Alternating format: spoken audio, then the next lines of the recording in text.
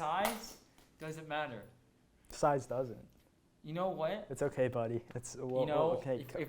What's up, everybody? It's your boy Tom. Today we are talking about whether size matters. Stick around to find out the 5 most important things to look at in a lens.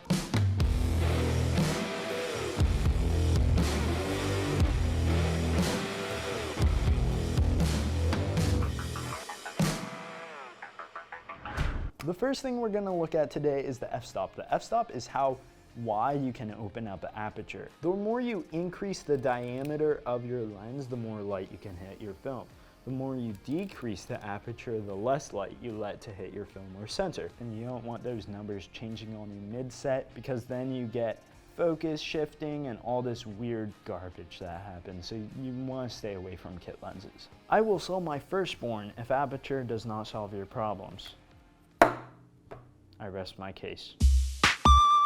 Step number 2 is the millimeter of the lens. The millimeter of the lens determines how wide or narrow the shot is. The wider the shot, the lower the number. The more telephoto the lens, the higher the number on the lens. I know that's confusing, stick with me. Fisheye and wide angle lenses typically are 4 millimeters all the way to 35 millimeters. Right here I have a 14 millimeter. This allows me to do real estate kind of stuff.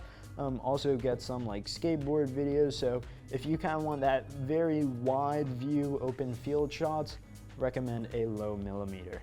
35 to 85 millimeter is the Hollywood standard for making people look flattering. It's also the most eye realistic kind of view, so what this lens sees is what your natural human eye sees. This is also the most flattering lens that you can use on people, so it's great for street, travel, or portrait photography or videography. Super telephoto lenses are 70 to 600 millimeters. These are those giant wildlife photographer video cameras, whether you're at a football game or you just want to take pictures of the stars.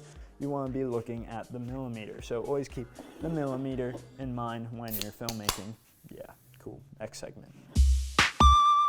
Tip number 3 is invest in a good UV polarizer or ND filter. Basically, these filters determine how much light you let into the lens. Twist it, it decreases how much light can actually hit the sensor, and when you increase it, it allows more light to hit the sensor. Polarizers help you take off glares off of unwanted reflective objects, as well as add saturation back into your image. That way the skies are bluer and your blacks are blacker and your whites are whiter. The last of the 3 is UV filters. UV filters help block out the ultraviolet lights that can hurt your sensor or film.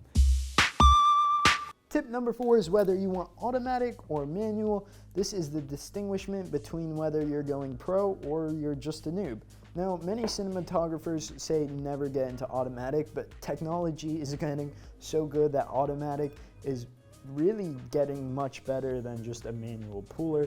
Of course, when you're on a film set, you need like 10 people for one lens because there's so many positions to actually just controlling a lens itself. With manual, you know the precise number you're getting and you're doing all the guesswork. With an automatic, the computer is saying, yeah, I think that's good, but it's a computer. And sometimes we can't trust computers because they're gonna take over the world.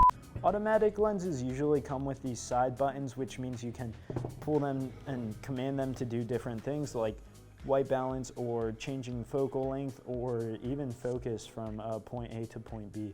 So extra buttons, that's something for you to decide. Fifth and last thing on today's list is what company or what brand you want to go through. Sony is really great. Canon is and they don't let you work with other cameras. So typically if you want to go long term, actually that's a lie. Canon works with everyone, but Sony doesn't. Tom, you gotta get your facts. Just seeing you wear this.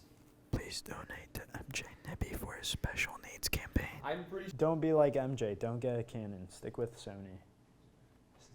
Fade out.